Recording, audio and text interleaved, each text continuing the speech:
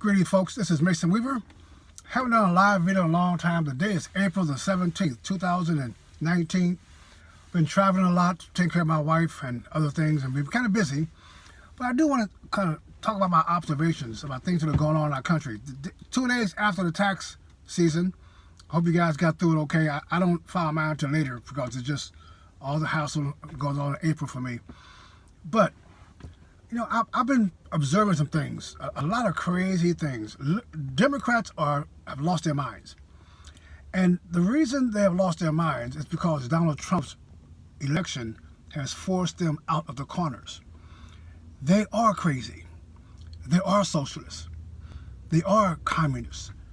They are control freaks.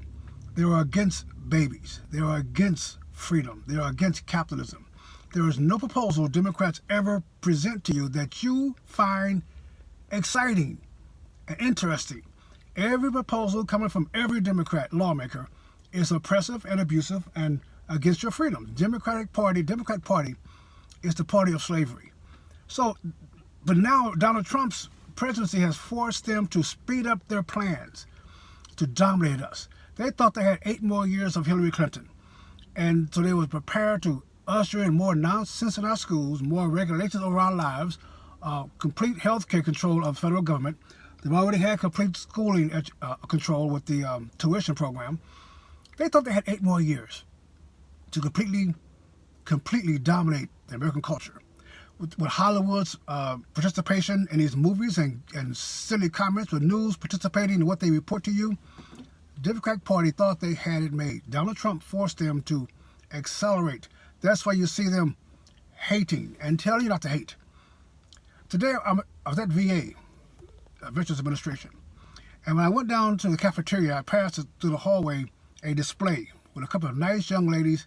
They had T-shirts on the walls, handmade T-shirts about sexual abuse and how defiant they are, how strong they are, how blah, blah, blah. And I passed by, I said, this is odd. The VA. I came back down the other way, came back again. I'm looking at the things on the walls, and it's talking about surviving abuse, sexual abuse. It was the push for having a sexual abuse awareness month. That's what it is. So when I came back by the last time, this nice young lady stopped me. Innocent young female. She stopped me and said, would I like to have a ribbon to participate in Sexual Assault Awareness Month? Now, understand, folks, she stopped me. I didn't stop and inquire. I didn't stop and pick up any pamphlets. She stopped me. And she asked me, would I? So I thought that was a question. Seemed like I should give her an answer. And I said, no, ma'am, I don't think that there's enough sexual assault to warrant your own month for it. And she said, regardless of your opinion, I think it is. And I said, regardless of my opinion, so I shouldn't have an opinion that's contrary to your opinion. You should thank me for my opinion and let me go about my business. But instead, you're going to challenge whether my opinion is valid. You're going to say it's not valid because it disagrees with yours. And then an older lady came up and she's trying to say, well, there's a lot of sexual abuse. I said, but I don't think there's enough to warrant a month of awareness. Men are aware of sexual abuse. We're aware of it. We got mothers and daughters and wives and uncles, aunts, and we're aware of it. But most men do not sexually abuse. Sexual abuse is widespread, but by a few men. So she said, well, 1 out of 4 women. That's okay, 1 out of 4, but most men are protective of women. So you have to have a whole month is saying that men are abusive of women, and we're not. So we went through this thing back and forth, and finally the young girl said to me, well, you seem to have a closed-minded point of view. There's no chance of us changing your mind. I said, oh, so that's the reason for the conversation? To change my mind? You're saying that unless you can change my mind, we can have a discussion here? Okay. So, well, you can leave, sir. I said, I can leave. I can leave. You're standing in the Veterans Administration building. I am a veteran, and you're going to tell me I can leave. You're not a veteran. This is my building. If you don't like me standing here talking to you, ma'am, you can leave. This is the VA. And so she kept arguing about whether I had an opinion or not. So I turned my back to her and turned to the other lady and said, you got anything else you want to add to me? Because you guys stopped me. You detained me. You asked me a question. I gave you an answer. Women abuse is being used as another hammer to beat down men. And a sledgehammer is called toxic masculinity.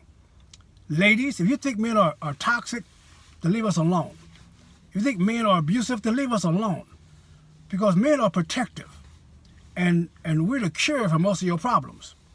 So I'm just want to say that. Now, the last thing I want to talk about is this fire in Notre Dame. You heard about it a few days ago. The cathedral at Notre Dame was burnt. A little suspicious. 1 week before the Holy Week, this is when they usually attack Christians. This is when they usually have stupid radio, TV programs about anti-Christian beliefs. And there's many suspicious fires all over France in the last couple of weeks. Catholic churches primarily. It's just another war on Christianity. But do you think that it's possible for the coincidence to be so aligned that you have a fire at a Catholic cathedral, this massive fire, 1 week before Holy Month? This is why everybody's suspicious. Maybe an accident, but we all know what we're thinking, and we all know why we're thinking it. So why is the press telling us we're foolish for even thinking the obvious, even thinking the most logical conclusion for this? We're under attack, folks. My Facebook page, my YouTube page, you guys are watching on YouTube right now, you're watching on Facebook right now, you're watching on Twitter right now. My numbers are being suppressed to a point that it's no longer useful to even go on social media. I will do a video and I will get 1,000 looks on YouTube and 2 on Facebook.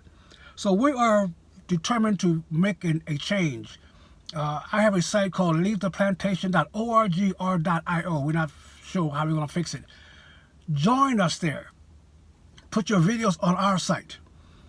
Put your group, all your friends on our site, and learn and teach in privacy and in security and in safety. It's a place that we're going to build. We're not done building it yet. We're going to build it out so you have a place that we can gather the troops together. Because you know, the next election, they're going to. I might even be on social media by that time. Right before the last election in November, they disconnected me. I'm still disconnected on Facebook. You got to find me under my real name, Clarence Mason. So join me, leavetheplantation.org. We need numbers. We need members. I'm going to start doing live videos on my own site. You will not see me anymore on YouTube. I'm tired of dealing with them. So this is Mason Weaver. Stay right or be left. We're going to go to freedom. God bless you.